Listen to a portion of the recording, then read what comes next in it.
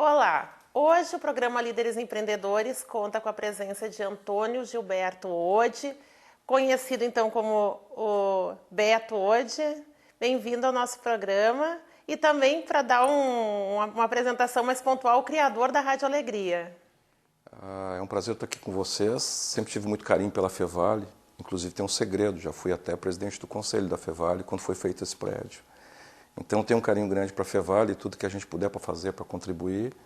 Eu acho que todos nós aqui da cidade tem que estar disponível. Bom, então é um muito prazer obrigada estar aqui. por estar aqui conosco hoje no Campus 2, né? O início, né, desse campus partiu desse prédio, aqui no Prédio Lilás. Eu lembro, inclusive tem enterrado aqui uma caixa com a história do começo daqui. Eu acho que tu não era nascida ainda.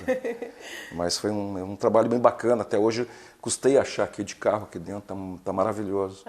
E tem que parabenizar todas as direções que vieram depois, e pelo trabalho, pelo que a Fevale tem feito pelo Vale, né? Então é um prazer muito grande estar aqui e um prazer ser convidado por vocês, tendo tantas outras opções na cidade e no Vale. Mas Beto, iniciando, né, acho que tu é um empreendedor, isso se percebe até conversando contigo. Acho que falando um pouco antes, no início do programa, um homem cheio de ideias, que tu pudesse explanar aqui a quem assiste o nosso programa o início das tuas atividades até chegar, né, porque a gente vai abordar um pouco mais a Rádio Alegria, mas antes disso, como iniciaram as tuas atividades? Olha, eu sei que o programa tem uma limitação de gravação, uns 25 minutos, né?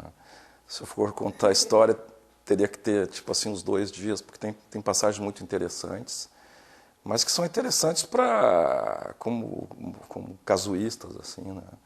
Mas, na verdade, eu comecei, meu pai era professor, e comecei como a maioria das pessoas aqui começaram no Vale, que antigamente tinha um pensamento muito colonialista, né? Outro era dono de indústria, que não era o caso, que meu pai era professor estadual, outro trabalhava para eles. E eu sempre fui muito inconformado com isso, né? E aí eu caminhava no meio desse ambiente e dizia, eu não quero isso, eu não vou ser a vida inteira, eu vou inventar alguma coisa. E o esquema de inventar sempre foi um dos meus problemas. Eu sempre inventei mais do que devia, eu acho, sabe? Esse excesso de ideias às vezes causa problemas. Mas aí quando eu comecei a trabalhar, eu tinha 13 anos para 14, daí começava a se falar em exportação de sapato.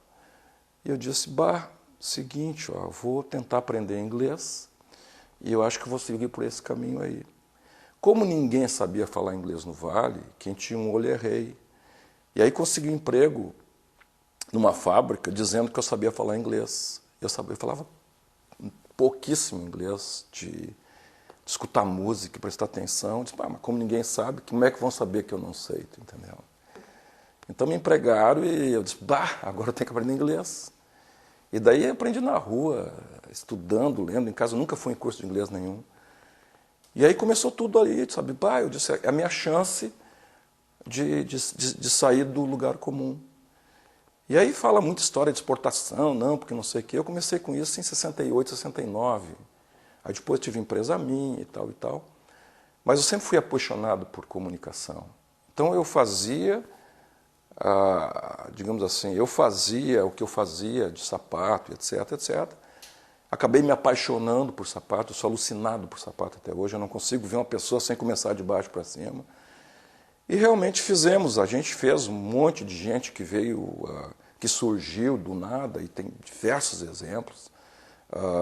Nós construímos, através dos agentes de exportações, a gente construiu o que está aí hoje, que está meio caótico, tá? Até porque a concorrência internacional está complicada.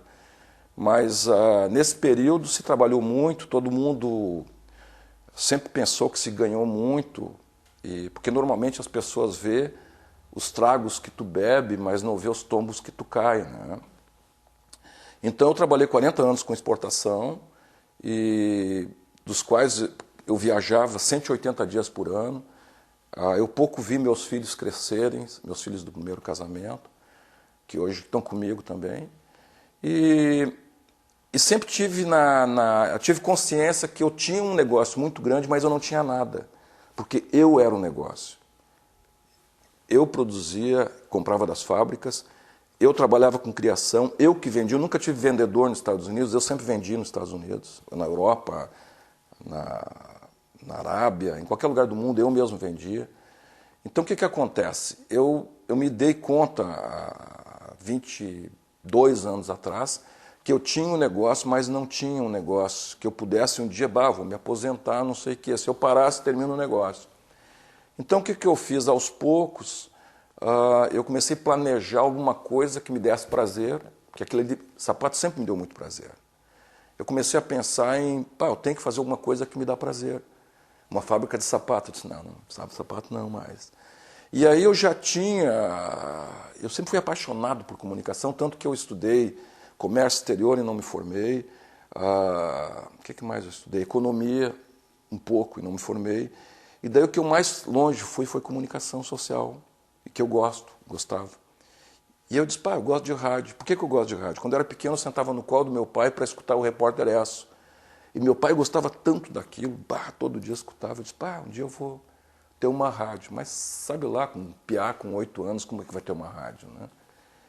E aí, quando começou lá por volta de 87, 88, eu comecei a me interessar, eu vou atrás do sonho do meu, quando eu era pequeno, de começar com rádio. E aí comecei, naquela época se ganhava uma concessão, ganhei uma concessão, e nunca esqueço o dia que eu ganhei a concessão, eu estava conversando com o ministro já falecido, Antônio Carlos Magalhães, ele estava comendo um sanduíche na hora do almoço, e eu lá, sentado com ele, falando, queria uma rádio assim. E naquele tempo se dava rádio no canetaço, né? Dentro do canetaço eu fiz uma rádio chamada 99.9, chamada Rádio Laser, que certamente quem está da minha idade, um pouco menos, lembra dela. Uma rádio espetacular, mas comercialmente a rádio era um desastre. Porque eu fazia o que eu achava que era certo, porque ele era meu hobby, né? E daí depois eu disse, mas isso aqui eu estou fazendo não está andando. Daí eu comprei mais uma rádio, meu Deus, uma dando prejuízo, mais uma, né? E era aquele negócio desenfreado, assim, eu tinha... Foi daí que surgiu a ideia de realmente investir em rádio. E daí eu fui falar com um monte de agências de publicidade e pessoal e disse, eu tenho uma ideia assim, assim, assim. Mas antes de fazer... Eu tenho ideias, mas eu sempre gosto de dar uma provadinha da minha ideia antes. Nós ajudamos aqui em Novo Hamburgo, eu, Farina, o Churi, com apoio do jornal NH, do Lelo na época, do Mário Guzmão, do falecido senhor Guzmão também. Nós criamos, em 1988, uma festa que, lamentavelmente, a prefeitura da época não seguiu. O prefeito era o Paulo Ritzel. E nós, a primeira festa, nós investimos no nosso bolso. Foi chamada Sinosfest. Agora, quando se faz a festa da FENAC, não sei o quê, se a Sinosfest tivesse continuado, que, aliás, aqui em Novo Hamburgo, eu acho que a cidade tem essas coisas, sabe, de jogar ideias fora. Se a Sinosfest tivesse continuado, era uma festa de 1 milhão de pessoas. Na época, em 88, nós fizemos umas festas. Estou dizendo isso para dizer por que surgiu a Rádio Alegria. E aí nós investimos do bolso, eu, Farina, Churi, e fizemos a Sinosfest. E foi uma festa que trouxe diversos artistas para se apresentarem na FENAC. Era uma festa de gastronomia e shows. E entre esses, nós trouxemos na época Chitãozinho e Chororó. E teve TNT, teve Cazuza, teve Angélica, teve Barão Vermelho, teve de tudo. E teve um show sertanejo. E nesse show sertanejo teve 25 mil pessoas. Eu disse, é por aqui que eu vou, entendeu? Então, eu tinha intuição, mas vão dar uma provadinha. E aí, quando eu decidi fazer uma rádio sertanejo, eu já tinha comprado uma segunda rádio, que era a Rádio Imigrantes de São Leopoldo. E estava assim, o que eu vou fazer com essa rádio? Tem duas. Daí eu liguei para o cara que trabalhava comigo na época e disse, cheguei em casa de noite, vamos fazer uma rádio sertanejo. O cara disse, eu estou fora. Tá louco? Eu disse, não, vou fazer. Aí o cara se demitiu no outro dia, tá louco. Eu disse, bom, estou louco com o meu dinheiro, vou fazer. E daí procurei agência de publicidade, todo mundo dizia a mesma coisa, isso é coisa de pobre, isso é coisa de rádio AM. E eu disse, sabe uma coisa, vou fazer assim mesmo. E assim foi feito, dia 28 de fevereiro de 89 começou a rádio. E em 60 dias ela se tornou líder de audiência de toda a região metropolitana. Em 60 dias. Em 60 dias, no ar. E com Isso é um recorde histórico. Isso é histórico. Não, a rádio é histórica. A rádio é um fenômeno que as pessoas não conhecem, porque até pouco tempo atrás ainda existia o ranço, sabe? Porque as pessoas... Preconceito, é um preconceito burro. Porque as pessoas pensam, não é porque eu tenho rádio sertaneja que eu tenho que andar a cavalo, tu entendeu? Eu tenho um produto de marketing. E eu aprendi marketing no mundo, andando por aí, curioso, sempre fui curioso. E daí as agências tudo, não sei e tal.